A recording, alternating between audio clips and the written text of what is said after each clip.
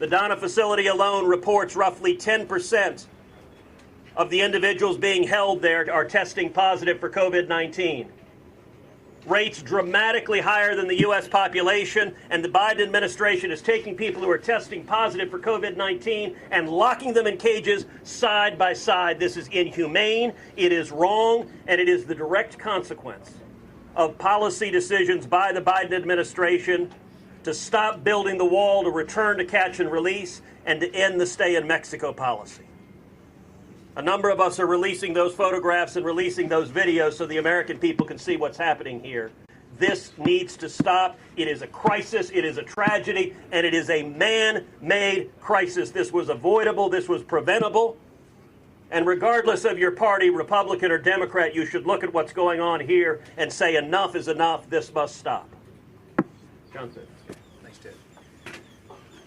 Well, I want to thank Ted and John for making this trip available to the rest of us. It was incredibly informative, incredibly instructive, very sobering, and as Ted said, I think really preventable. This shouldn't have happened, and I think one of the lessons we learned is that if you don't build it, they will come. When you don't finish the job and secure the border, you are inviting people into this country. And many of the changes made by the current administration, they were forewarned that this would happen. They were told in advance, this was predictable, that you were going to have thousands of people flooding across the border. And the thing that's probably most concerning, and I say this with all due respect to our Border Patrol folks, is that they spend so much time just taking care of people who come here illegally. They can't stop the bad people, the smugglers, the drug smugglers, the human traffickers. And when you're devoting as much time as they are to taking care and supervising and trying to keep safe all those people who are in these facilities down here, it really is a sad day. We need a change in our policy. I am grateful to the Border Patrol for just the tremendous job that they do. I'm sure it seems like a very thankless job even on a good day, and there aren't many good days when you have thousands of people coming across the border. But we appreciate their work. They're trying to keep our country safe, secure. We need to help them by putting good policies in place and getting away from these failed policies that have been implemented by the Biden administration and that are leading to this crisis on our border. Thanks. We learned from the Border Patrol that they were asked a long time before the inauguration of the new president their advice on how to handle situations at the borders. We're told that they were advised more than once not to change the Remain in Mexico policy. They didn't take that advice, so we have a crisis at the border because this administration wouldn't listen to the people that had tens and tens and tens of years of experience with the problems here at the border. So this crisis is because this administration would not listen to good advice. And it's become a national security problem, a law enforcement problem, a humanitarian problem, and a lot of other things as well. And yet, they want an immigration bill passed. How can you pass an immigration bill when you have an open border? If they want to accomplish anything on immigration and I want to help them, it would be secure the border. You got to stop the bleeding before you can take care of the problem. Thank you. I'm John Barrasso, Senator from the state of Wyoming. We came here for a number of reasons. Number one, we wanted to thank the Border Patrol for the job they do every day and every night. We met with them last night and went on midnight patrol with them. They told us their job got a lot harder on January 20th, the day that Joe Biden became president of the United States. As we were with them last night in the darkness across the river, we could see the traffickers and the coyotes and the smugglers on the other side of the river with their bright lights, almost as bright as that television light right there. And they were taunting our border agents, saying, "You cannot stop us now." That's what our agents are up against as a result of the policies of the Biden administration. Today we went to the Donna facility, and what we saw were young people crammed in like sardines, something none of us would want for any of our own children. And as we tried and did video what was happening there to share with the country and the world, the Biden administration censors tried to stop us. Yesterday, President Biden held a press conference, and he said that the great majority of families who come here illegally are being sent back. That's not true, and either he doesn't know it or won't admit it to the American people. The Border Patrol will tell you it's not true. The senators who are here today will tell you it's not true. The men and women in the field will tell you it's not true. It's time to let the press in to see what is happening and the tragedy that this administration has brought on to our nation.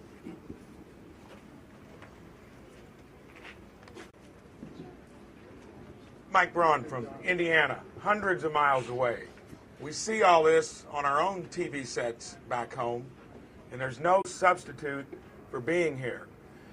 This was an unforced error on the part of the Biden administration, and when you look at what underpins it, it's that caustic political environment we've got, that if one side is doing it, and it happens to be going well, the other side wants to undo it. And that moment I'll take back, that I'll never forget, is what Senator Barrasso just talked about.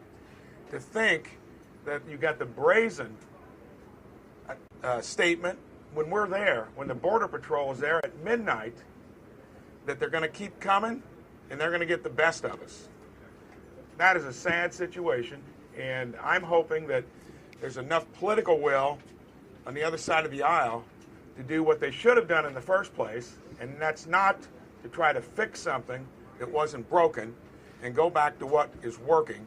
And you can tell just today in daylight, helicopters, state trooper boats, Border Patrol, and there was something that just happened between when we went upriver and back. That's how tough it is. I'm Dan Sullivan from the great state of Alaska. I am literally thousands of miles from home. But this is important to my state for a whole host of reasons. The number one thing I've taken out of this trip, and I want to thank Ted Cruz and John Cornyn again, is the President of the United States and the Vice President of the United States need to do what we just did. They need to come down here, they need to listen, and they need to learn. Here's what I've learned. We have an upside-down border policy in America. What do I mean? We have open borders on the southern border. There's no doubt. And by the way, the people coming in who are released immediately almost, they're not tested at all. Open borders, no testing for COVID. For the southern border. For the northern border, we have closed borders. My state is facing an economic catastrophe, the great state of Alaska. People want to come travel there even after being vaccinated, and we have that border closed. What we need is the opposite. A closed border here for the time being, and an open border on the northern border. That's what the President and Vice President will learn if they come down here like we did and learn from the people. Ted and John, this was the most informative trip I've ever taken, and that's saying a lot. Why are 18 senators here? Because it's the biggest issue facing the country in many ways right now. So what have I learned? They knew. If the Trump administration had been told something and they did the opposite and it blew up in their face, everybody would be asking the Trump administration, what did you know and when did you know it? So I'm going to help you here with your reporting. Mr. Hastings, who's a two-star Border Patrol leader, told us that he briefed transition members of the Biden administration as to what would happen if you do away with the Remain in Mexico policy. He told us they briefed the Biden administration what would happen if you changed the Title 42 laws to allow unaccompanied children to come here and not be sent back home. Everything they said would happen happened. So if you don't do it, I'm going to do it. I'm going to find out who he talked to and memorialize that conversation and hold them accountable because they knew, and when they say this is Trump problem, they're lying. This is a problem of their own making. What else have I learned? That Joe Biden, the president, made the problem worse yesterday. This was a nightmare press conference. He told everybody, don't worry, we got crowded facilities. We're going to build 5,000 more beds in Texas at a military base. So how does that play in Central America? They're going to expand the number of people they can take. He said when a child has a phone number on their wrist, we're going to call the family member and unite that family. This is uniting illegal immigration. So the last thing I learned is that we're complicit as a nation in human trafficking. What did we learn last night? There's a trail on our side of the border with markers placed by the federal government to show illegal immigrants where to go. That we're transporting people who pay to get here the last mile with your taxpayer dollar. It's costing about $800 a day per child. If we don't change the pull factors, go back to the Remain in Mexico policy where they can't apply for asylum here, send the unaccompanied minor children back to their home country, there will be 250,000 people a month coming. The Border Patrol said there is no end to this. So Vice President Harris, this is your job to fix. I promise you I will work with you, but you cannot possibly understand your job unless you come here. The last thing we're going to do is introduce a resolution praising the men and women of the Border Patrol, Customs Department. I've been to Iraq and Afghanistan 56 times. Our soldiers serve in incredibly tough conditions. What we're asking the men and women of the Border Patrol to do is inhumane. They have to deal with things that I don't know how they make it through the day. I don't know how their families stay together. So we owe it to them. Finally, the president said, I'm not going to apologize to anybody about my policies. Mr. President, you need to apologize to those whose job it is to secure the country for making their job impossible. And most importantly, you need to change. I'd like to follow Lindsay and tell you what I learned. First of all, that those signs that he was talking about, it's a big old yellow arrow. I called it the Biden arrow, showing illegal immigrants how to come into this country. But I've been down the border a number of times during multiple surges, 2015, 2018, 2019. Back in 2018, 2019, the big issue was we didn't have the facilities. We were overwhelmed, and so we couldn't follow the law and release unaccompanied children into the hands of HHS within 72 hours. It was taking 7 days, sometimes 10 days, and that was a big issue. And we were all wondering, how could we solve that problem? What I found out last night, that's not a problem right now, because the Biden administration has set a goal for Customs and Border Patrol to process and release people in an 8-hour time frame. 8 hours. That's not even a speed bump. It's a go slow zone on a path to illegal entry into this country. And it's facilitating untold inhumanity. I came here a little bit late. I don't know that anybody mentioned the fact that we had to slow down because there was a dead body in the water just upstream here. There's nothing humane about that treatment. Nothing whatsoever. My final point is because Vice President Harris served on my committee. I saw how she asked questions of federal law enforcement, these people that we do need to thank, and thank their families for their service and sacrifice. She was never interested in securing the border. Instead, what she did is she actually compared a federal law enforcement agency, ICE, to the Ku Klux Klan. Now, that is the person President Biden has put in charge of solving this problem. How can you do that when you have to rely on the brave men and women of federal law enforcement? You're putting in charge of the effort, somebody who has compared your efforts to the Ku Klux Klan? I just don't get it. This is so sad coming down here. Before I came down, somebody asked me, what do you expect to see? I said I expect to experience deja vu. I did to a certain extent, but I saw something far, far worse. This is sad. This is depressing. This didn't have to happen. This is a self-inflicted wound on our nation. I just do not believe the Biden administration is up to the task of fixing it unless they completely change stripes here. This is sad. This is a tragedy. There's a word for what's happening at our border. It's insanity. Every day, thousands of migrants are racing towards our border. Yet those migrants are not running away from Border Patrol officers. They're running to the Border Patrol officers because they know, and their smugglers and their traffickers know, that they can game our asylum system. They can be released into the country into a matter of days, sometimes a matter of hours, and they will never have to go back to their home country. Meanwhile, the brave men and women of our Border Patrol who signed up to be law enforcement officers are compelled to be social workers, babysitters, and cafeteria workers. The madness needs to stop, and there's only one way to stop it. It's for Joe Biden to say, do not leave your home. Do not come to our country. If you do, you will not get in, and we will send you home. And until Joe Biden says that, the madness will continue.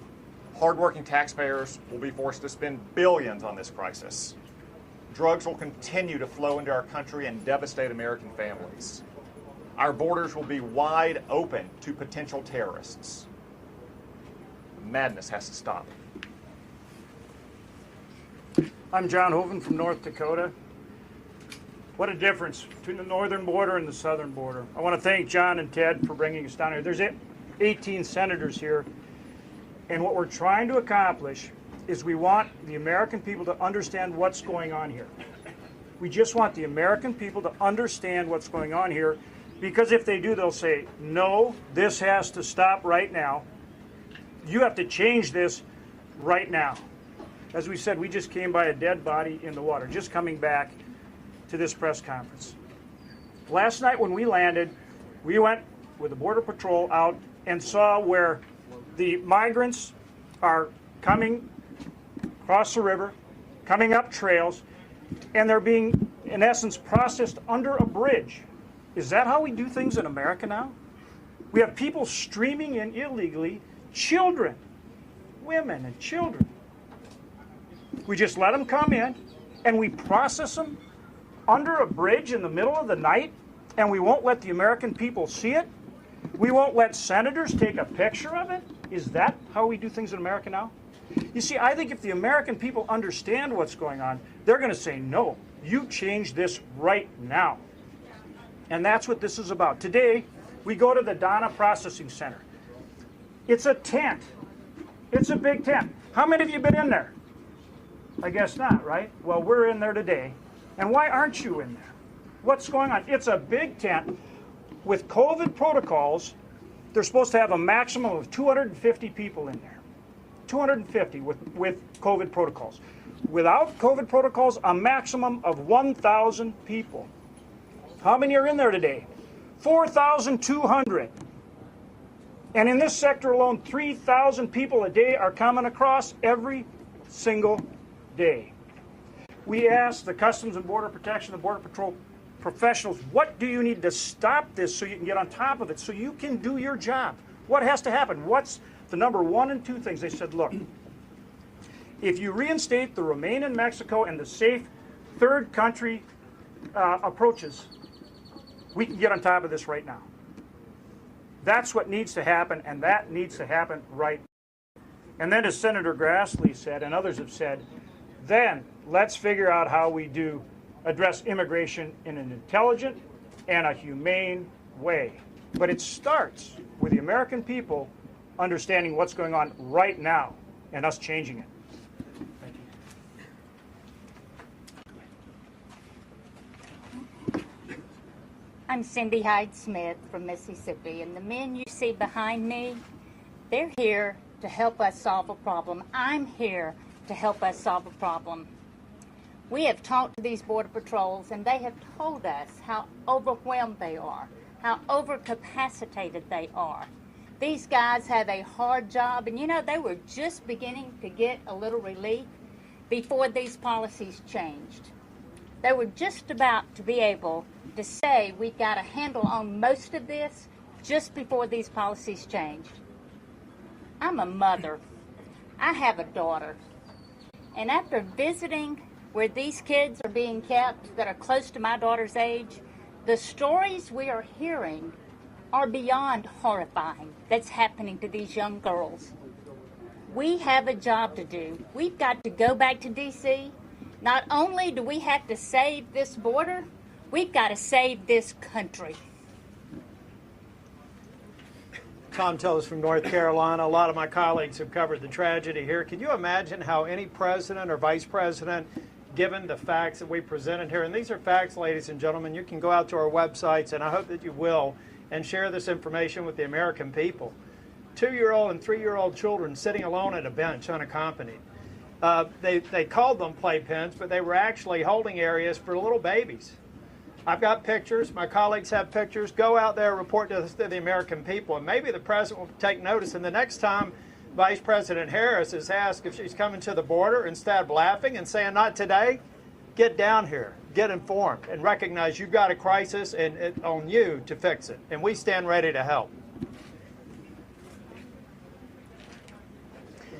My name is Lee. I'm a senator from Utah. I'm about 1,500 miles from home. But in a sense, I feel at home here. I spent 2 years living here as a young man in the early 1990s. I learned to love the Rio Grande Valley as if it were my own home, but in many ways, my heart is still here. I don't think I ever imagined back then, spending time as I did, hanging out in this very park, that one day I'd come back here as one of 18 U.S. senators, touring facilities along the U.S. border with this kind of misfortune, with this kind of deliberateness in bad public policy. We're a nation of laws. We're a nation of immigrants. We need to be both. We don't have to choose between one and the other. In fact, we know from sad experience that if we cease to be either, we will cease to be both.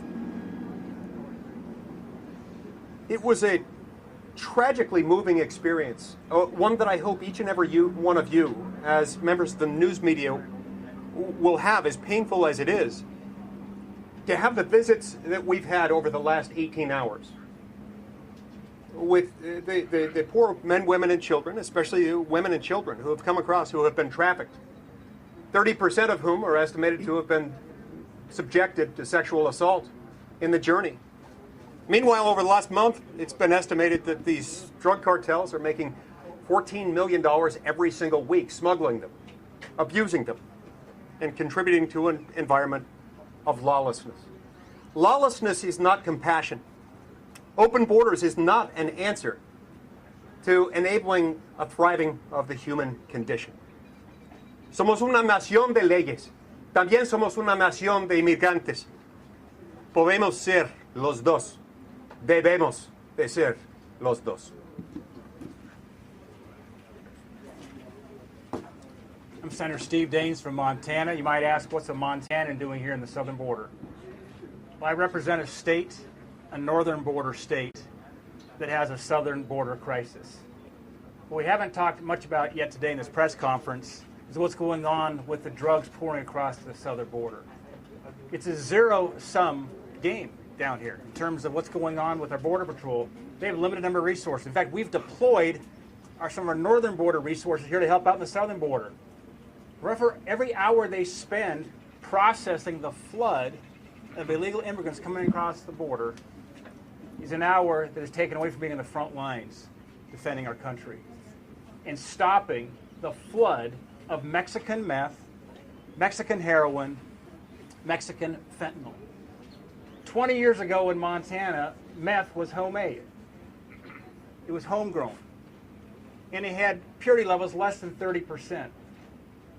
Today, the meth that is getting into Montana is Mexican cartel. It has purities north of 95%. Far more dangerous, far more addictive, and it's less expensive because they're producing so much of it and then shipping it into our country. I spoke to one of my county sheriffs in Montana 48 hours ago. He told me he was holding 7 Mexican cartel members in his jail in Montana the last couple of weeks. We have MS-13 gang members in Montana.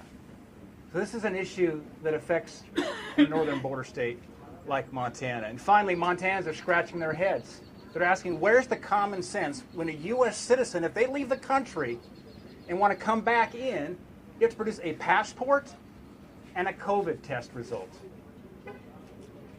That's not true right now on the southern border. And we're scratching our heads and asking why. It's James Langford from Oklahoma. I know why President Biden doesn't want the media to be here. Because we do have an open border. Last night when we stood under that bridge, we watched as families, if you had a 6-year-old or younger come in, within hours you were processed and released into the country. If you were an unaccompanied minor, you were sent over to the Donna facility, which we went and visited. That facility, just in one of the pods that I stood in, is designed for 80 people in that pod, and they had 709 people in that pod when we were there. Literally wall to wall in every one of the plexiglass little cells that they have, and then people flooding out into the hallway in between them. 709 people in a pod set up for 80. So that's what happens to the unaccompanied minors. Families are released into the country immediately. And for single adults that are crossing the border, here's the basic thing that's occurring, and everyone down here knows it, and so do the cartels. They'll release 100 or more adults to be able to go one direction, while 100 or more children and families go a different direction. They turn themselves in, which means Border Patrol has to move to that spot, leaving the rest of the border open for adults with criminal records and others to be able to come across. That is the definition of an open border. Removing the security from one area and making sure that people can cross in that area, and allowing 50% of our Border Patrol to have to be used to do input and data processing. To be able to come and see this wall under construction and to see what wall construction stopping really looks like. Open gates with no power on it, so farmers can't come back and forth. Open gates where they have to actually station somebody from the Border Patrol just to be able to sit at that gate. Haven't put in the technology, no cameras, no lights, no ground sensing technology, and worst of all of it, the area where the levee that protects all these cities and communities, the levee is taken down to be able to start putting in the concrete levee, and for more than 10 miles, those areas are now unprotected with no levee at all. So now we have a hazard this fall when the rainy season comes in this area, and the possibility of a hurricane, because construction on the wall is stopped, which means construction on the levee has also stopped as well. This is nonsensical what we're seeing in policy, and we saw none of this just 3 months ago. None of this flood was occurring at that time. None of the problems with construction were happening at that time, and we did not see the humanitarian crisis happening at that time. This is something that needs to be addressed and can be addressed by President Biden, but it was very clear when we got here, there's a reason why he doesn't want the press to be here.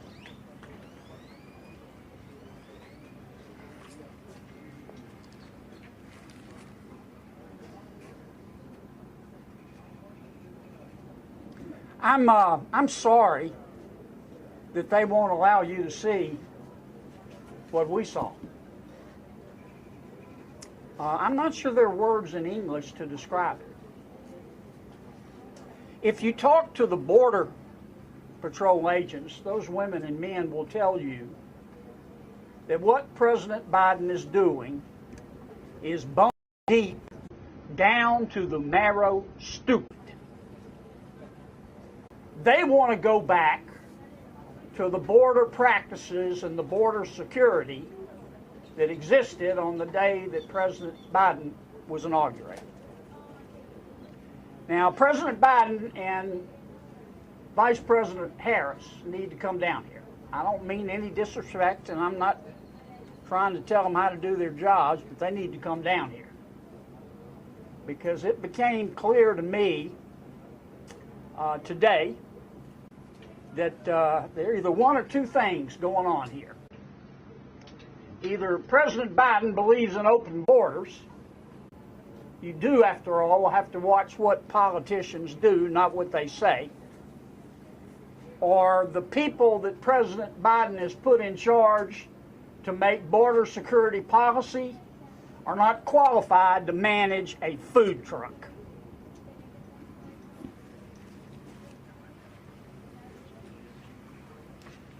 Thank you very much.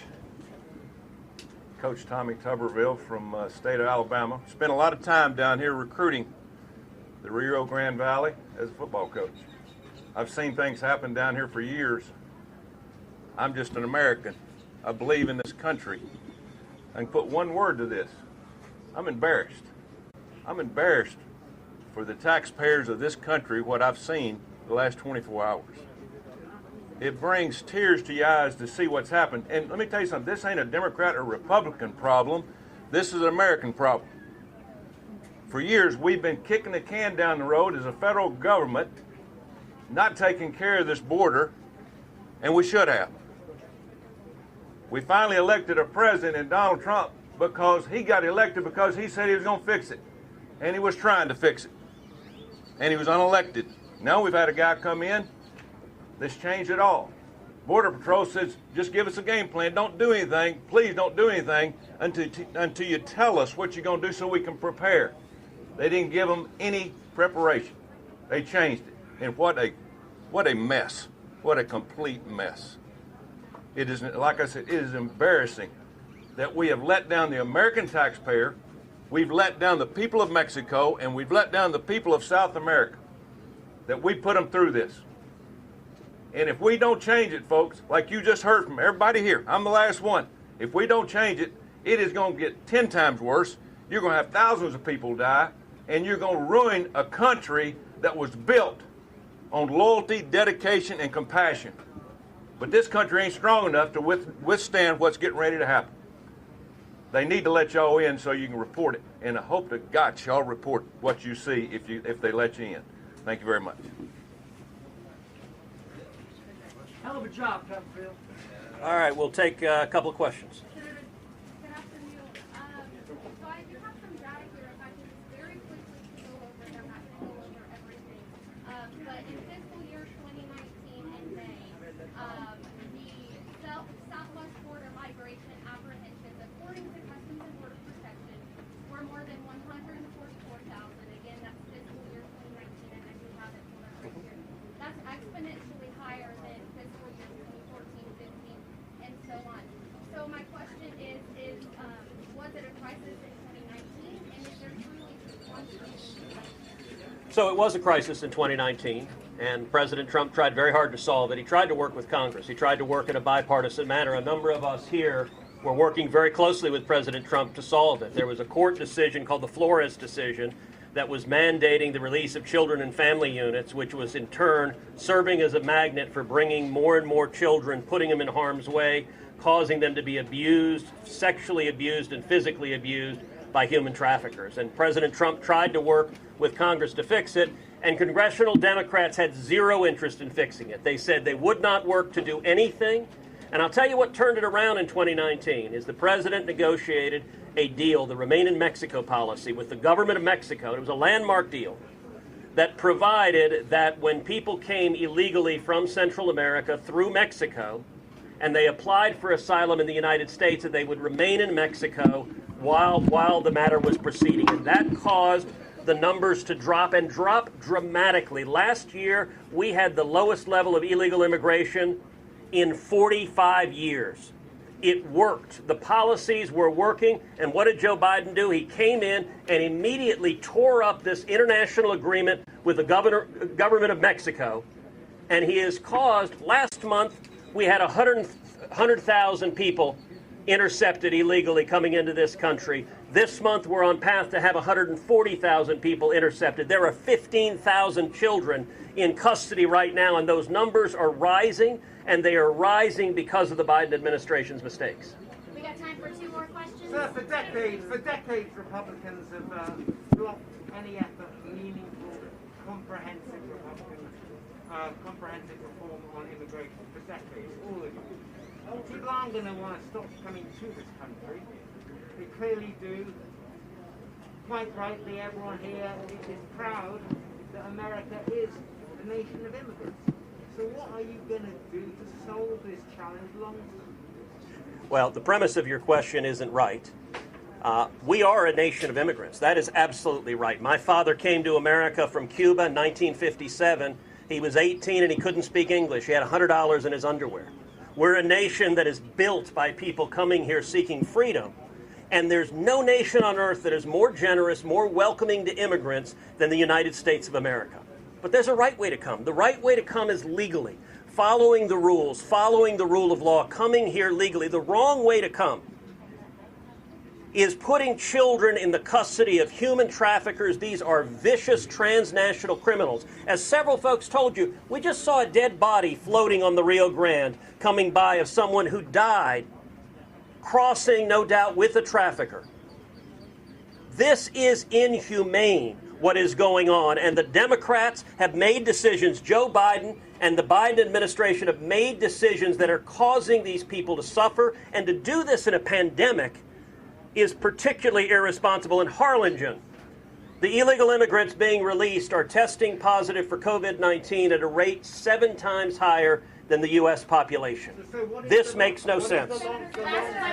Just very quickly, instead of asking a Republican or a Democrat, why don't you ask the people in charge of policing the border what the problem is? Rather than making a political statement and a question, why don't you walk right over there and ask the guy, what the hell happened? We got a chart. I'll give it to you. This was June right here. See this spike?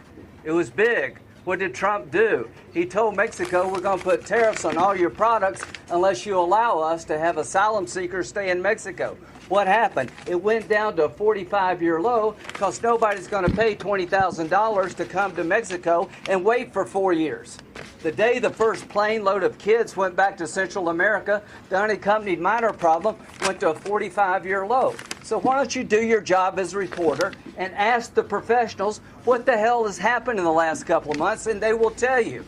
They told the Biden administration, if you do what you're planning, we're going to lose control of the border. They were right.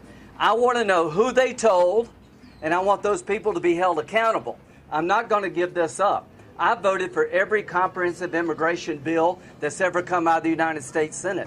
It is impossible for me to sit down with Dick Durbin and negotiate any solution to people already here, because if you legalize one person until you fix this problem, you're going to have a human tsunami. It will be another signal there, come to America, welcome.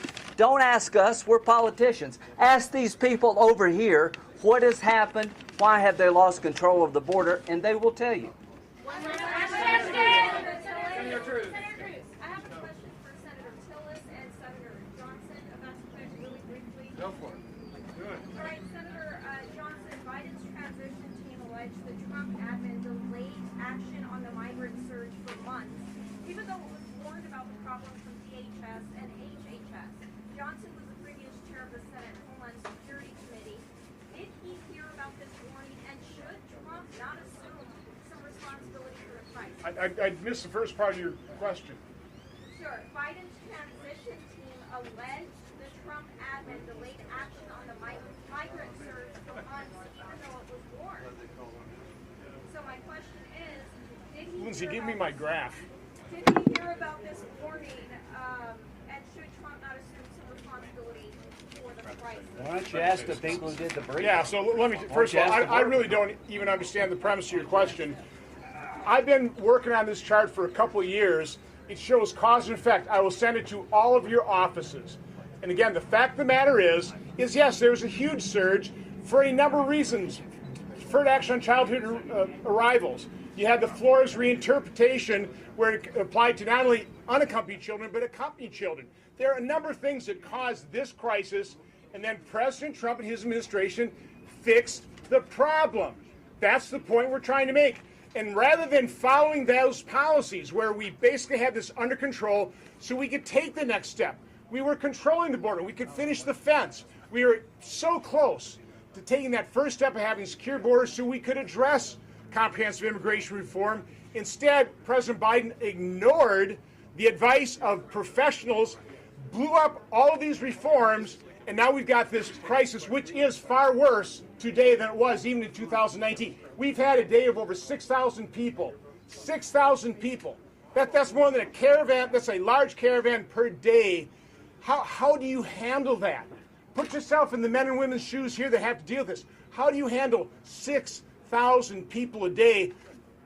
Come on, it's a crisis. Can you bring one of them to the podium? You keep referring to Hold up a second. You can finish. Hold up. Is it now time to pursue a more comprehensive? I know you're co-sponsoring the Secure and Protect Act.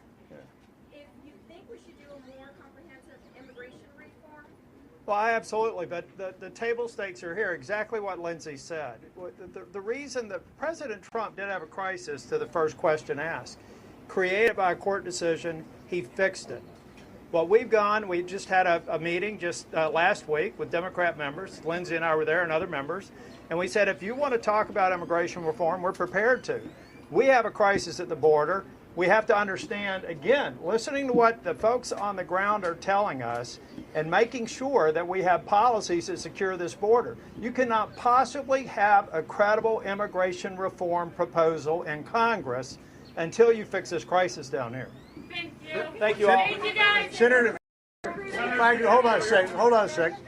Senator Cruz and I are enormously grateful to all of our colleagues who came down here with us about 18 hours ago.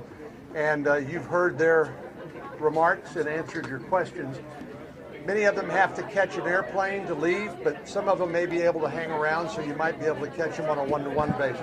But thank you all for coming. Appreciate it. Thank you, press.